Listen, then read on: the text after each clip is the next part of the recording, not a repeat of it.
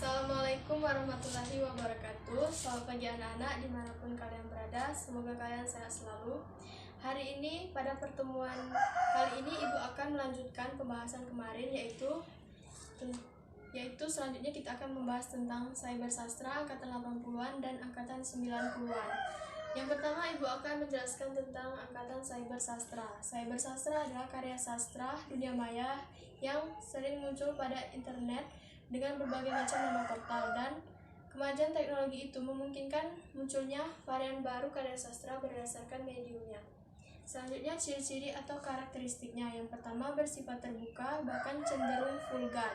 Artinya, siapapun dan dari latar belakang apapun, seseorang bisa membuat sebuah karya sastra selama yang berkaitan itu memiliki jaringan terhadap teknologi.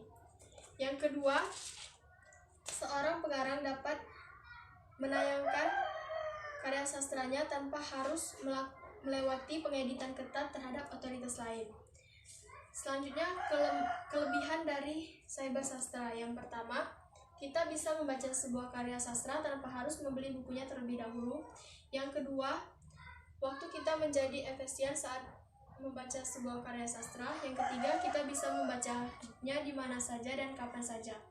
Kemudian kelemahannya yaitu yang pertama, banyak kualitas penulis karya sastra yang berkualitas rendah, dan yang kedua, karya sastra dapat dilihat oleh semua kalangan tanpa batasan usia. Yang ketiga, buku-buku karya sastra kurang diminati. Selanjutnya, angkatan 80-an. Angkatan 80-an ditandai dengan banyaknya roman percintaan dengan sastrawan wanita yang menonjol, yaitu Margate. Angkatan 80-an lahir pada pemerintahan Soeharto era Orde Baru. Lahirnya periode 80-an ini bersifat mendobrak keberadaan lahirnya konsepsi individual pada satu wawasan kelompok. Ciri-ciri atau karakteristiknya yaitu yang pertama, puisi bersifat spiritual religius seperti Kubakar Cintaku karya Mbah Ainur Najib. Yang kedua, sajak bertemakan ketuhanan dan mistikisme. Yang ketiga, menuntut HAM, hak asasi manusia seperti kebebasan. Yang keempat, novel yang dihasilkan mendapat pengaruh kuat dari kebudayaan barat. Yang ketiga, roman percintaan sangat menonjol pada zaman itu. Dan yang keenam, sastrawan pada masa ini mengutamakan konsep improvisasi. Ibu akan menyebutkan salah satu tokoh-tokoh dan karyanya ya, seperti Halim Hariwijaya, N. Hadini, Wirawijaja, dan lain-lain. Kemudian angkatan 90-an. Angkatan 90-an ini dipelopori oleh Ayu Dewi dengan salah satu karya sastranya Saman yang memenangkan perlombaan penulisan roman. Kemudian ciri-ciri atau karakteristiknya yaitu yang pertama, penyair dominan mengutamakan unsur asketik terhadap di antara tema-tema sosial pada angkatan 90-an.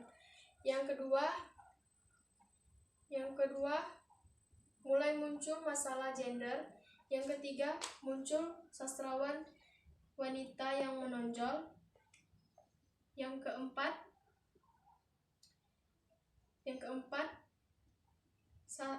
para sastrawan dapat banyak menerbitkan karya-karyanya tanpa harus merasakan rasa takut. Dan selanjutnya Ibu akan menyebutkan tokoh-tokoh serta karyanya seperti Ayu Utami dengan salah satu karyanya Saman. Kemudian Jenar Mahesa Ayu dengan salah satu karyanya Mereka Bilang Aku Monyet. Yang ketiga, Rustam Razil dengan salah satu